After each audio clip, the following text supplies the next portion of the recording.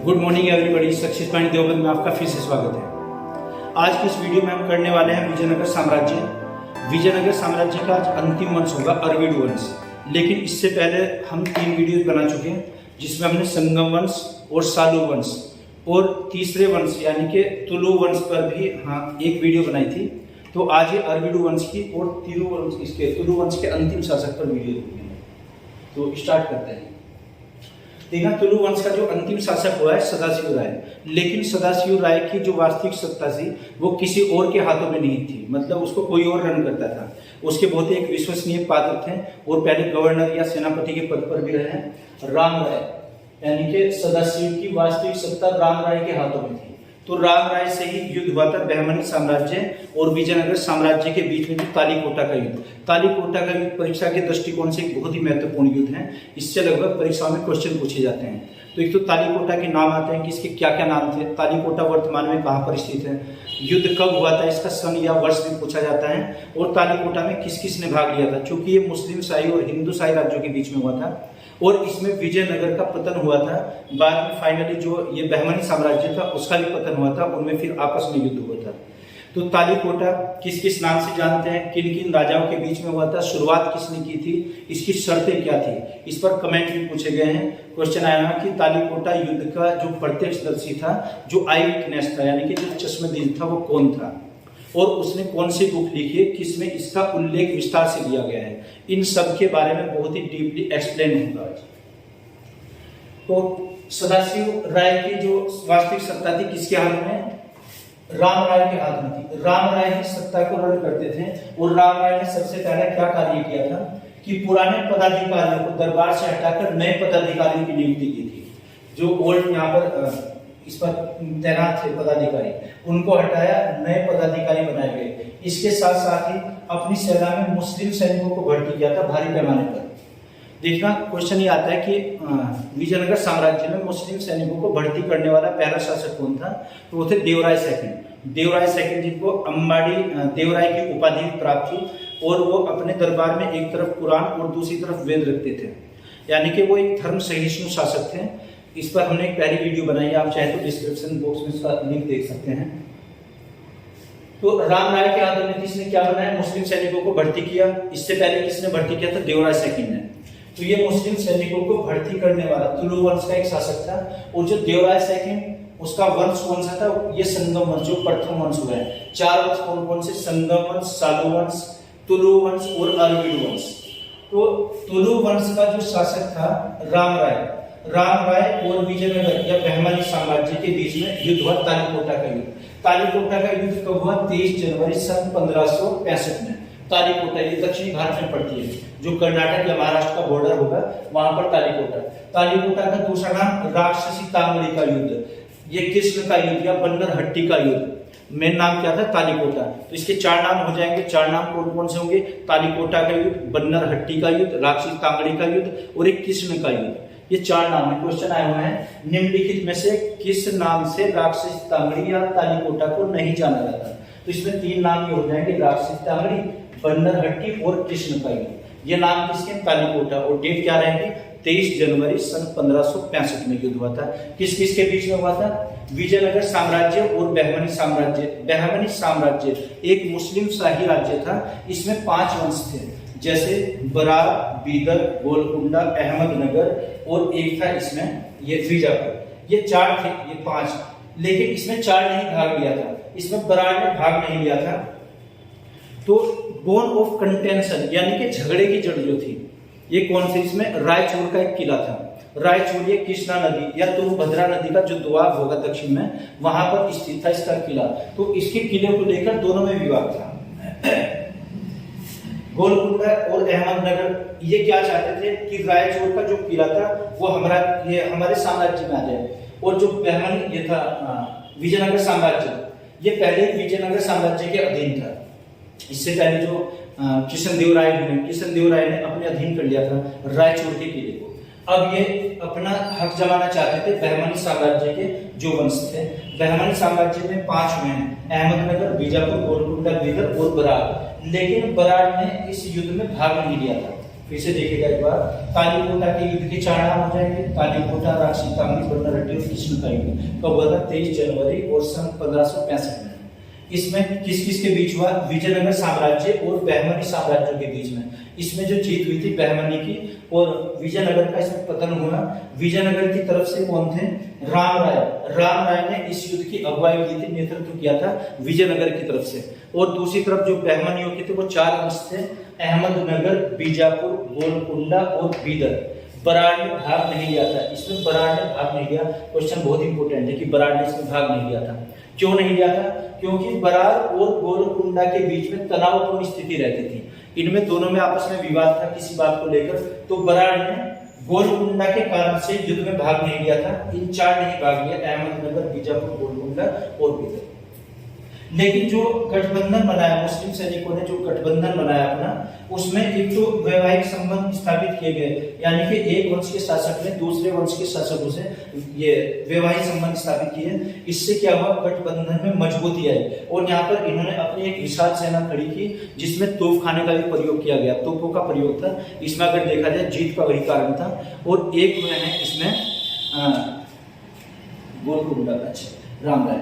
इसमें जो आई विटनेस था, इसका आई विटनेस सेवेन ने एक बुक लिखी है, ए फॉरगॉटन एम्पायर, यानी कि जो इस एम्पायर का, इस साम्राज्य का जब पतन हुआ तो कौन थे? सेवेन। आगे भी चर्चा करते हैं। युद्ध की शुरुआत कौन करते हैं? अली अहमद शाह। अली अहमद शाह ने इस युद्ध की शुरुआत की। जो बीजापुर के सुल्तान है, बीजापुर का सुल्तान अली अहमद शाह, वो क्या चाहता था कि रायचूर का जो किला है और जो एक जगह पड़ती है मुदगल, रायचूर, मुदगल और अदोनी के किलों को वापस देने की मांग की थी। किससे? राम राय से। वो चाहते थे कि राम राय इस किलों को वापस कर दे। और ये विजय क्षेत्र किसके थे? जो हम पढ़ेंगे इसमें तुलु वंश के जो सबसे महान शासक हुए हैं कृष्णदेव राय।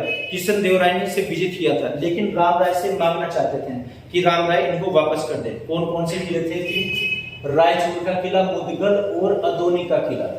रायचूर मेन, अगर एक ऑप्शन हमें लगाना पड़ता है हम रायचूर लगाएंगे कि रायचूर किले की वापसी की मांग की थी। लेकिन राम राय ने इस मांग को ठुकराया था, इन्होंने वापस देने से मना किया था।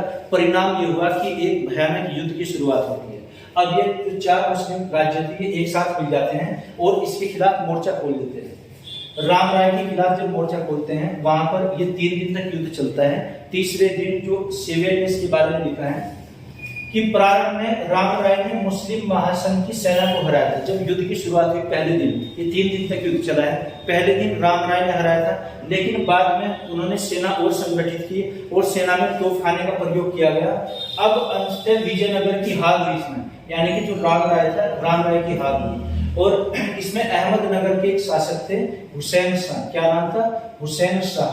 हुसैन शाह ने ये लिखा था कि अब मैंने अपना बदला ले लिया है और मुझे ऊपर वाला चाहे कोई भी सजा दे इसके लिए। ये कमेंट करते हुए कहा था अहमदनगर के शाह ने। क्या नाम था? हुसैन शाह। हुसैन शाह ने क्या कमेंट किया था युद्ध की जब विजय हुई थी कि अब मैंने अपना बदला ले लिया है। ये कमेंट को ऐसे याद रखना है आपको। इसका प्रत्यक्षदर्शी आई विटनेस कौन था? सेवेन। सेवेन ने एक बुक ली है, किताब लिखी है, ए फॉरगॉटन एम्पायर। फॉरगॉटन एम्पायर एक पुस्तक लिखी गई है। उसमें क्या वर्णन दिया है कि युद्ध के तीसरे दिन, जब युद्ध का समापन था, तो युद्ध के तीसरे दिन विजय सेना युद्ध स्थल पर विश्राम और वहां पर जलपान यानी कि खाने पीने का जो सामान था वहां पर मौजूद मुहैया कराया और विश्राम किया और जलपान ग्रहण किया था वहां पर। ये तीसरे दिन, यानी कि ये विजय का दिन था उनका। और यहीं पर कमेंट किया गया इसके द्वारा अहमदनगर के जो हुसैन शाह थे कि मैंने अपने युद्ध का बदला ले लिया है। ओके, तो यहाँ पर इसका अंत हो जाता है। अगर देखा जाए जो तीसरा वंश था यानी कि तुलु वंश, तो तुलु वंश का यहाँ पर पतन हुआ और एक नया राज्य बना यहाँ पर जो राम राय से। राम राय के पुत्र का नाम क्या नाम था? तिरुमल। तिरुमल ने एक नया वंश स्थापित किया, अरविडु वंश। तो इसमें अगर देखा जाए विजयनगर में एक तो राजा इसके कृष्णदेव राय के बारे में हम पढ़ेंगे, इससे पहली वीडियो में जो कल हमने अपलोड की थी उसमें दिया है। और दूसरा एक राक्षसी तांगड़ी का युद्ध। ये 2 ही चीज इंपोर्टेंट है। बाकी प्रशासन के बारे में नेक्स्ट वीडियो में एक्सप्लेन करेंगे, प्रशासन को लेकर विजयनगर का प्रशासन क्या था। तो बाद में कौन सा आता है? इसका लास्ट वंश जो डायनेस्टी था, अंतिम वंश अरविडु वंश। अरविडु वंश का जो शासन काल था सन 1570 से 1650 तक। लेकिन इसमें कोई ज्यादा स्ट्रॉन्ग शासक नहीं थे। एक ऐसे वो थे इसमें, यानी कि अयोग्य कह सकते हैं, डिस्क्वालीफाई। 1570 से 1650 तक का शासनकाल रहेगा और इसमें कुछ राजा हुए जैसे संस्थापक तिरुमल, श्रीरंग फर्स्ट, वेंकट सेकंड और लास्ट की में श्रीरंग थर्ड। सिर्फ हमें इसमें दो ही याद रखने हैं। इसके संस्थापक कौन थे, प्रथम शासक कौन थे और अंतिम शासक। अंतिम शासक अरविड वंश के श्रीरंग थर्ड और संस्थापक कौन हुए, तिरुमल। तिरुमल की कुछ विशेषताएं हैं, कुछ उपलब्धियां हैं, उन पर चर्चा कर लेते हैं। तिरुमल, एक तो क्या तिरुमल आ जाएंगे कि तिरुमल अरविड वंश के संस्थापक, इन्होंने अपनी राजधानी पेनकोंडा या पेनगोंडा बनाई थी, वहां पर स्थानांतरित की। दूसरा, कवि और विद्वानों को संरक्षण प्राप्त था। जो कवि और विद्वान के तेलुगु जो भाषा के, उनको संरक्षण दिया था, प्रोटेक्शन।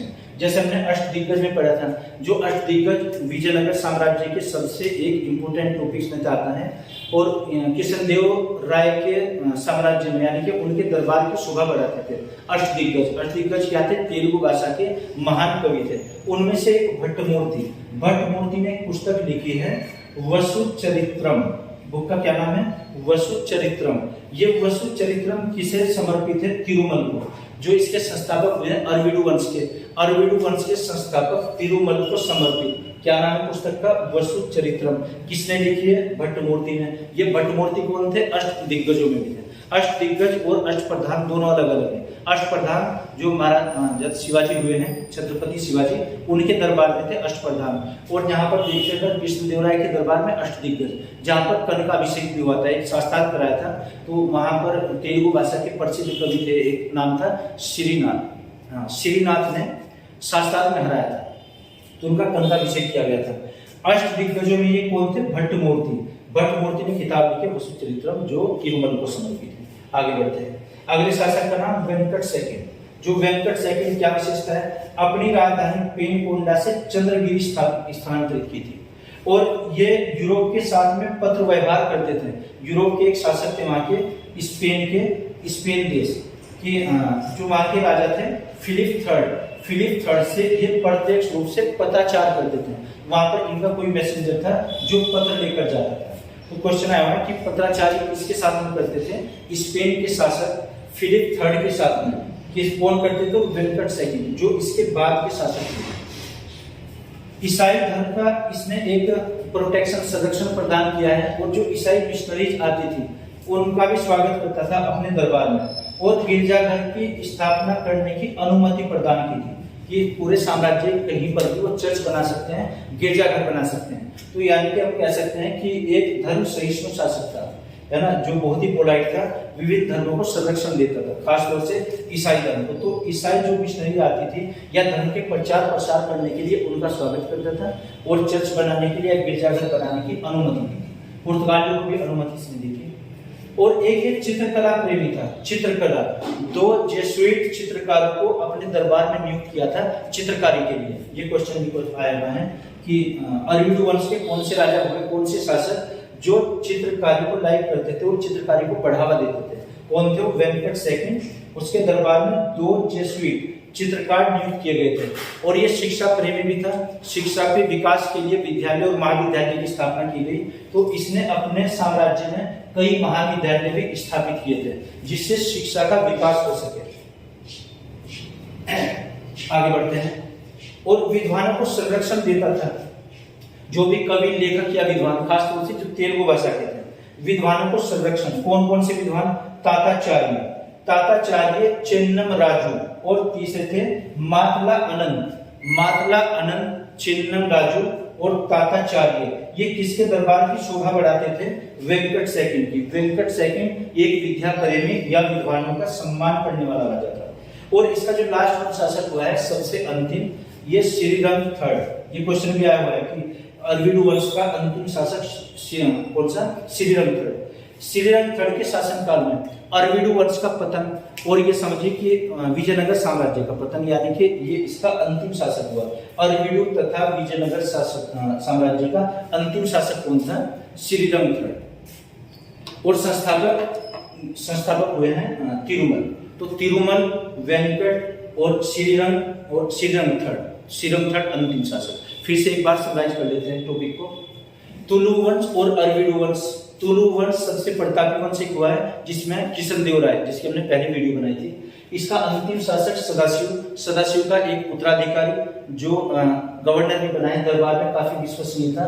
नाम क्या था? राजा राम। राजा राम के हाथों में ही वास्तविक सत्ता निहित थी और राजा राम के विरुद्ध ही तालीकोटा का युद्ध, जो बहमनी राज्य थे, बहमनी में 4 ने भाग लिया था।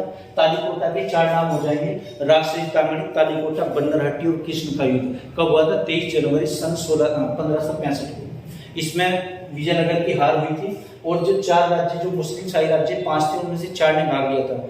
बीजापुर, अहमदनगर, गोलकुंडा और बीदर। किसने भाग नहीं लिया था? बराड़ ने भाग नहीं लिया था। क्यों नहीं लिया था?